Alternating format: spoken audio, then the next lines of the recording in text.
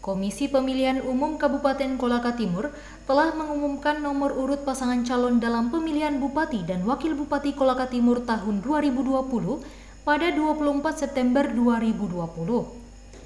Di mana ditetapkan pasangan nomor urut 1, Tony Herbiansyah Baharudin, dan nomor urut 2, Syamsul Bahari Andi Meriah. Sebagai petahana, pasangan calon Tony Herbiansyah Baharudin bertekad menuntaskan program-program yang belum selesai. Salah satunya menjadikan Kolaka Timur sebagai daerah agrobisnis yang berdaya saing. Berikut hasil wawancara eksklusif tim Lulupedia.tv bersama pasangan calon nomor urut 1, Tony Herbiansyah Baharudin.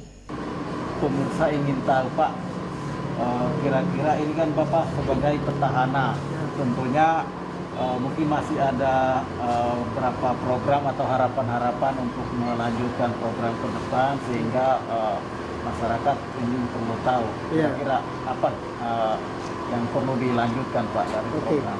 Baik, terima kasih atas kami diberikan kesempatan untuk diambil kami punya statement. Jadi apa yang dipertanyakan tadi tentang apa yang kita akan lakukan ke depan, kebetulan saya ini petahana, saya pikir masih banyak pekerjaan rumah yang saya harus selesaikan, di mana apa yang kami telah capai di periode pertama kita harus tuntaskan. Masih banyak yang harus kita perbaiki dan kita tingkatkan.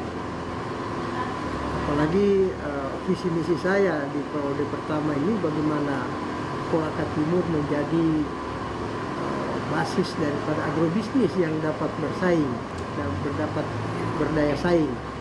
Nah, untuk mencapai itu kita perlu ambil langkah-langkah dalam rangka untuk mencapai agrobisnis yang dapat berdaya saing. Sebagaimana kita ketahui bahwa di Kabupaten Kolaka Timur mata pencarian daripada masyarakat kami 90% itu adalah petani. Di mana petani kami sudah mengedukasi mereka untuk bagaimana mereka melakukan aktivitas untuk menghidupi keluarganya di dalam perkebunan. Nah, sekarang ini kita baik ekstensifikasi maupun diversifikasi daripada tanaman itu kita lakukan. Ini dalam rangka untuk bagaimana meningkatkan kualitas dan kuantitas hasil produksi. Ya, sebagaimana Kolaka Timur ini penghasil beras, di mana Kolaka Timur ini surplusnya 62.000 ton. Ya, begitu juga dengan jagung. Kemarin jagung kita sudah kirim ke Surabaya. Luas jagung kami ini 12.000 hektar, di mana per hektarnya itu bisa menghasilkan 3 ton. Dan pemasarannya ya luar biasa permintaan atas jagung, utamanya untuk pakan ternak. Dan masih banyak lain-lain hal yang kita perlu kembangkan seperti kakao. Kakao ini sudah terkenal dari dulu. Kita sekarang bagaimana kita merehabilitasi daripada tanaman kakao ini agar mereka punya produksi lebih meningkat. Di mana kita ketahui bersama bahwa kakao di Kolaka Timur ini usianya sudah di atas 20 tahun, ya perlu rehabilitasi. Dan ini kita sudah mengambil langkah-langkah untuk bagaimana kakao ini kita harus pertahankan, baik dari jumlah produksinya maupun luas arealnya. Kemarin pemerintah, baik pemerintah provinsi, pemerintah pusat dan pemerintah Kabupaten Kolaka Timur menganggarkan besar-besaran kepada pekebun kakao ini.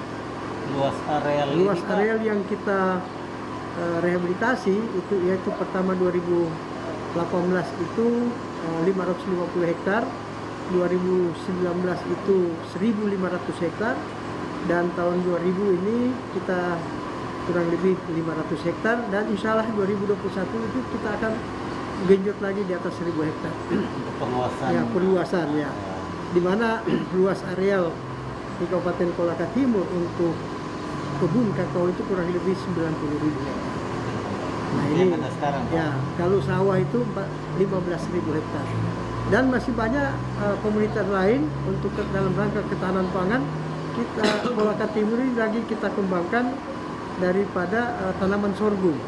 Nah, Sorghum ini juga tanaman baru dan peminatnya cukup besar di luar daerah. dan ini yang akan menjadi komitmen Iya. pembangunan 5 tahun ke depan. Pembangunan untuk kita memperbaiki kualitas ya dan kuantitas daripada hasil produksi. Nah, di samping itu juga kita akan meningkatkan terus memperbaiki infrastruktur yang ada.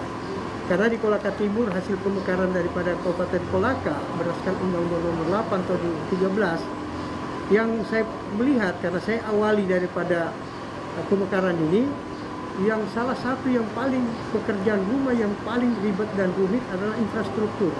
Baik jalan jembatan di mana-mana masih sangat tertinggal. Sehingga periode kami yang pertama adalah yang kami push adalah bagaimana infrastruktur ini. Karena infrastruktur ini penting dalam rangka untuk memperlancar arus ekonomi dari produksi ke pasar. Nah, alhamdulillah ya, untuk agrobisnis harus ditunjang dengan infrastruktur. Nah, infrastruktur dalam 5 tahun ini alhamdulillah pelan-pelan secara bertahap bisa diuraikan Pak secara besarnya kan? Maksudnya apa? Untuk infrastruktur Infrastruktur itu terdiri dari jalan, jembatan, ya perbaikan jalan, peningkatan jalan, ya bahkan pengaspalan jalan kita sudah lakukan ya. Jembatan-jembatan yang kayu kita sudah ganti semua jembatan beton. Ya, kemarin kami resmikan ada 5 buah jembatan di WC dan alhamdulillah mereka sangat gembira karena selama ini hambatannya mereka adalah jembatan ketika air pasang mereka tidak bisa menyeberang.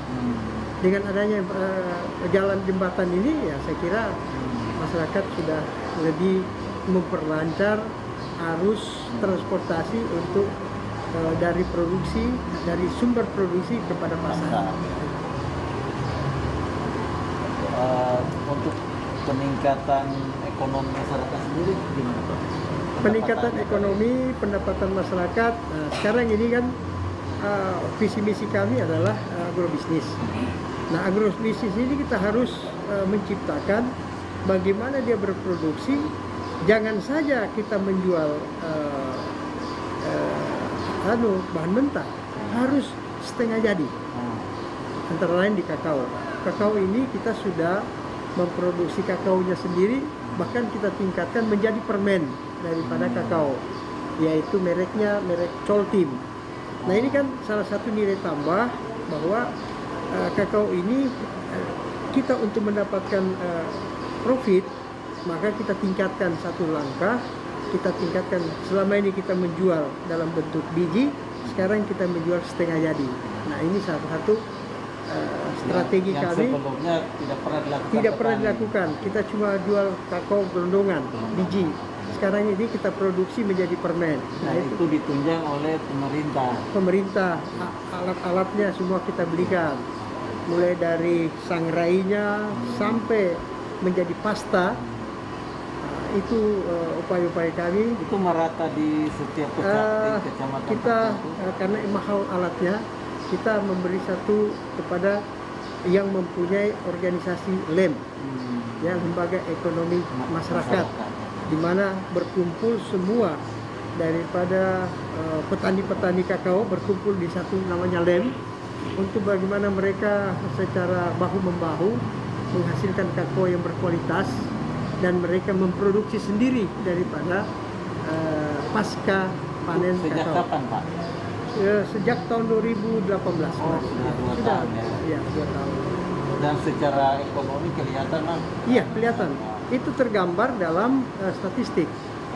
Ya, kami statistik PDRB meningkat, ya, pengangguran menurun, angka lapangan kerja terbuka ada, dan pendapatan masyarakat dan peningkatan IPM, indeks produksi manusia, yang diukur 3 sektor, 3 faktor, 3 sektor, yaitu kesehatan, pendidikan, dan pendapatan. Nah, ini semua meningkat.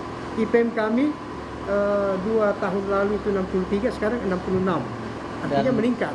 Dan data-data itu semua tadi yang menjadi penyemangat Pak Tori untuk harus tuntas 5 tahun lagi gitu ya. Nah, kami tidak puas dengan angka 66%, kita harus lebih dari itu. Ya, Mungkin ada target? Kami tidak target karena kami paham sendiri bahwa APBD kami sangat kecil, ya, tapi dengan upaya seoptimal mungkin, sehingga dengan APBD yang kecil kita maksimalkan anggaran itu sehingga berpengaruh terhadap hidup dan kehidupan masyarakat itu sendiri. Mungkin ada yang mau disampaikan, Pak?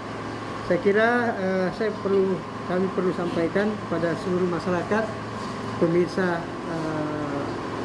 Jadi kami sudah dapat nomor urut 1. Tagline kami bersatu. Semenjak menarik nomor undian mulai dari nomor 1, kami juga menarik nomor 1 dan nomornya nomor 1. Insya Allah kita menjadi nomor 1. Menang. Terima kasih sudah menonton video ini. Simak video berita lainnya di www.lulopedia.tv.